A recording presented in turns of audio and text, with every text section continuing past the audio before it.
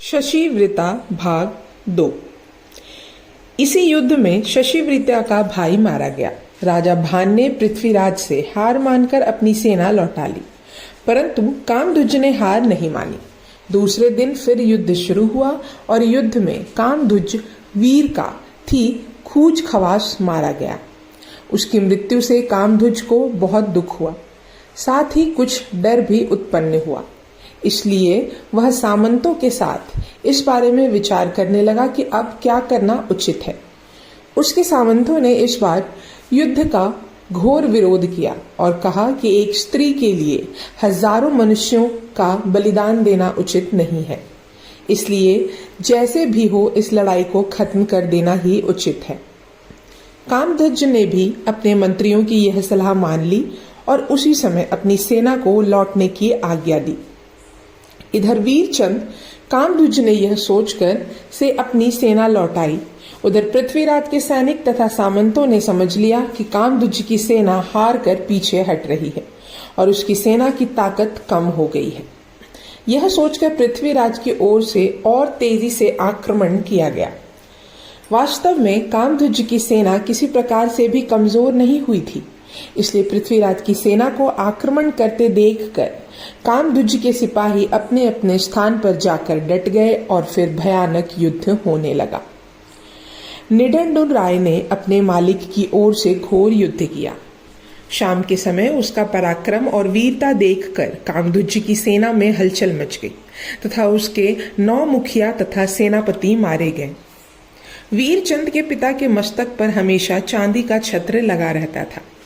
चंद्रपुंडीर ने एक ऐसा बाण मारा कि वह छत्र कटकर दूर जा गिरा। छत्र के कटते ही सारी सेना में भयानक कोलाहल मच गया और कामधुज खुद भी बहुत डर गया। इस समय शाम हो चुकी थी, इसलिए युद्ध बंद हो गया। कामधुज अपने मंत्रियों से इस युद्ध के बारे में सलाह करने बैठा तथा पृथ्वीराज अपने मंत्रियों से। इस बार पृथ्वीराज के मंत्रियों ने कहा कि आप शशिवृता को लेकर दिल्ली चले जाइए, हम लोग यहाँ संभाल लेंगे। परंतु पृथ्वीराज ने यह बात नहीं मानी और कहा कि हम आप लोगों को मुसीबत में छोड़कर दिल्ली जाकर खुशी नहीं मनाना चाहते। ऐसा नीच काम मुझसे नहीं हो सकता, इसलिए लाचार होकर सबको चुप रह जाना पड़ा। दूसरे दिन सुबह होते ही फिर से युद्ध के बाजे बजने लगे। आज पृथ्वीराज की ओर से निडुंड राय सेनापति नियुक्त हुए। दोनों ओर की सेनाएं अपनी अपनी जगह पर जाकर डट गई। भयानक युद्ध हुआ, परंतु आज के युद्ध में पृथ्वीराज की जीत हुई। निडुंड राय की वीरता ने शत्रुओं के छक्के छुड़ा दिए। वीरचंद कामधुज पकड़ लिया गया, परंतु पृथ्वीराज की ने तुरंत ही उसे छोड़ देने की आज्ञा दी और कहा कि अपना काम हो गया, अब उसे पकड़ने से क्या लाभ है। इस तरह हजारों मनुष्यों का बलिदान देकर पृथ्वीराज ने सुंदरी शशिवृता को अपने गले का हार बनाया और उसे साथ लेकर दिल्ली जा पहुंचे। इधर पृथ्वीराज दिल्ली गए, उधर वीरचंद ने पृथ्वीराज से हार का बदला राजा भान से लेना चाहा। उसने देवगिरी के किले को चारों ओर से घेर लिया तथा कुछ और सेना भेजने का अनुरोध करते हुए सारे समाचार जयचंद को लिख भेजे। जब राजा भान ने खुद को घिरा हुआ पाया तब उसने भी पृथ्वीराज को लिखा कि आपके कारण ही मैं इस मुसीबत में फंसा हूं, इसलिए आप इस समय रक्षा कीजिए। उसी समय वीरचंद का पत्र लेकर दूत कन्नौज गया। पत्र के अलावा उसने अपने सारे समाचार जयचंद को सुनाए। जयचंद बहुत क्रोधित हुआ। एक तो दिल्ली का राज सिंहासन नहीं मिलने के कारण वह पृथ्वीराज से ईर्ष्या करता ही था, दूसरे इस काम ने उस ईर्ष्या को और भी बढ़ा दिया। उसने तुरंत अपने मंत्रियों को बुलाकर इस बारे में सलाह ली और यह आज्ञा दी कि सारे अधीनस्थ राजा तथा सामंतों को अपनी अपनी सेना के साथ तुरंत आने के लिए पत्र लिख दिया जाए। मैं पृथ्वीराज चौहान तथा देवगिरी के राजा का घमंड तोड़कर राजसूय यज्ञ करूंगा। दूसरे दिन सुबह से ही कन्नौज में सेना इकट्ठी होने लगी। कुछ दिन चढ़ने पर राजा जयचंद भी अपनी सेना में आकर शामिल हो गया। उनकी सैनिक ध्वजा एक बड़े पेड़ के समान आगे आगे चलने लगी। उसके पीछे सब वीर योद्धा आगे बढ़े। इसी समय नरवर के राजा का छोटा भाई अमर सिंह तथा दीर्घकाय महाबलशाली पंगुराय भी अपनी सेना सहित उनसे आकर मिल गए। इस तरह एक बहुत बड़ी सेना देवगिरी के राजा भान राय तथा पृथ्वीराज से बदला लेने के लिए चल पड़ी।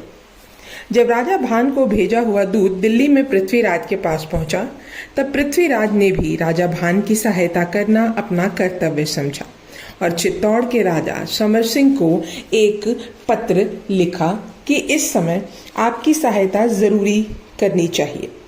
रावल समर सिंह ने पृथ्वीराज की यह प्रार्थना खुशी खुशी स्वीकार कर ली। रावल समर सिंह को यह समाचार पहले ही मिल चुका था कि यवन सेना फिर भारत पर आक्रमण करना चाहती है, इसलिए उन्होंने पत्र में पृथ्वीराज को दिल्ली ना छोड़ने की सलाह देते हुए लिखा कि आप कुछ सामंत मेरे साथ भेज दें, हम लोग देवगिरी का प्रबंध कर लेंगे, आप उधर अपने साम्राज्य की रक्षा में लगे रहिए। पृथ्वीराज ने समर सिंह जी की सलाह मान ली। उन्होंने अपने सामंत चामुंडा राय तथा जैत सिंह को समर सिंह जी की सहायता के लिए भेज दिया। इधर रावल समर सिंह जी ने अपने भाई अमर सिंह को सेना के साथ देवगिरी की रक्षा के लिए भेज दिया। जयचंद का भतीजा वीरचंद अब तक देवगिरी को घेरे हुए पड़ा था, परंतु कुछ नहीं हो सकता था। चामुंडा राय ने वहां जाकर रात के समय उस सेना पर आक्रमण कर दिया। एक तो वर्षा की अंधेरी रात, उस पर पानी बरसने के कारण वीरचंद की सेना पहले से ही विचलित हो रही थी। अब वर्षा के साथ तीरों की वर्षा होते देखकर वह सेना और भी घबरा गई, परंतु इतना सब होने पर भी उस सेना ने लड़ाई का मैदान नहीं छोड़ा। दोनों दलों में भयानक लड़ाई होने लगी। अभी यह युद्ध समाप्त भी नहीं हुआ था कि एकाएक रावल समर सिंह की सेना लिए उनका भाई अमर सिंह भी वीरचंद की सेना पर टूट पड़ा। उस समय बहुत भीषण युद्ध हुआ। जयचंद को भी दूत द्वारा इसका समाचार लगातार मिल रहा था। वीरचंद की सेना की दुर्दशा होने का समाचार सुनकर वह और भी तेजी से आगे बढ़ता हुआ लड़ाई के मैदान में आ पहुंचा। उसकी इच्छा थी कि वहां पहुंचते ही एकाएक धावा बोलकर चढ़ी सवारी से ही देवगिरी का किला अपने अधिकार में कर ले। परंतु जब उसने वहां जाकर देखा कि वह किला बहुत लंबा चौड़ा तथा खाई से घिरा है, तब उसे लाचार होकर पड़ाव डालना पड़ा। जयचंद बहुत कूटनीतिज्ञ था। उसने राजनीतिक चालों द्वारा वहां के रक्षकों को घूस देकर अपने पक्ष में मिलाना चाहा, परंतु इस काम में वह सफल नहीं हो सका। तब वह दूसरे ढंग की चालें चलने लगा। उसने किले में सुरंग लगाने की आज्ञा दी, परंतु किले की खाई इतनी गहरी थी कि उसकी यह कोशिश भी असफल हो गई। जब उसके साम दाम दंड तीनों सशस्त्र असफल हो गए, तब उसने भेद नामक चौथे राजनीतिक सशस्त्र का प्रयोग किया और अपने चतुरचर कीर्ति नामक भाट को राजा भान के पास भेजकर संधि का प्रस्ताव इस शर्त पर दिया कि हम दोनों मिलकर दिल्ली पर आक्रमण करके पृथ्वीराज से अपमान का बदला लेंगे। हालांकि कित्तेपाल ने ये बातें राजा भान से एकांत में कही थी, फिर भी राजा भान ने इस बारे में अपने मंत्री से सलाह ली। मंत्री ने यही उत्तर दिया कि सांप, सिंह, आग, स्नेहहीन संबंधी तथा शत्रु की बातों पर विश्वास नहीं करना चाहिए। यह भाग यही समाप्त होता है। अब हम अगले भाग में जानेंगे दिल्ली पर आक्रमण के बारे में। तब तक के लिए धन्यवाद।